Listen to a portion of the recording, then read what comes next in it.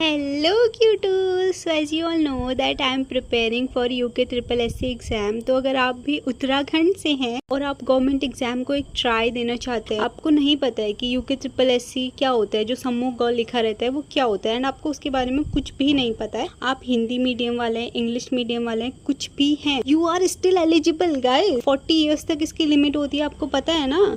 तो आप क्यों ऐसे मुंह छुपा के बैठे हुए? Today I am gonna give you every information about this field, जितना भी मुझे पता है। तो गाइज आपको पहले ही बुक्स नहीं खरीद लेनी है, उससे क्या होगा कि आपको कुछ समझ नहीं आएगा एंड बाद में आपको रिग्रेट होगा कि बुक ले ली, अब पढ़ा नहीं जा रहा है तो क्या करो। आपको जरधारी क्लासेस खोलनी है, उनका कंटेंट जो है वो एकदम जेन्युइन है, क्योंकि जो बुक में लिखा है वही उनका जो मेन कंटेंट रहता है वो रहता है, ठीक है। तो उसमें आपको उत्तराखंड एक प्रॉपर डिफरेंट सब्जेक्ट है, उसकी आपको सब डिविजन्स मिल जाएंगी, हिस्ट्री, पॉलिटी, इकोनॉमिक, संस्कृति, ये सब। तो आपको उनकी प्लेलिस्ट पे जाना है, कोई सा भी पकड़ लो, चाहे ज्योग्राफी पकड़ लो, चाहे कुछ भी पकड़ लो, उसको आप 1 2 3 4 5 क्लासेस देखो। अगर आपको लग रहा है कि भाई हाँ इस लेवल की मैं पढ़ाई कर सकता हूँ, बुक से पढ़ सकता हूँ ये सब, तो आप इस फील्ड में आओ, वरना आप यहीं से एसएससी या कहीं और घुस जाओ, बट इधर आके अपनी माथापट्टी मत करो, ठीक है। अगर आपको लग रहा है कि मैं पढ़ सकता हूँ इस चीज को, तो आप फिर बुक्स की तरफ जाओ। जो यहाँ पे बुक्स बताई हैं उसके अलावा अगर आप बुक्स लोगे तो आप पैसा वेस्ट करने वाले हो। उत्तराखंड के लिए BS नेगी 5th वाला जो एडिशन है वो, और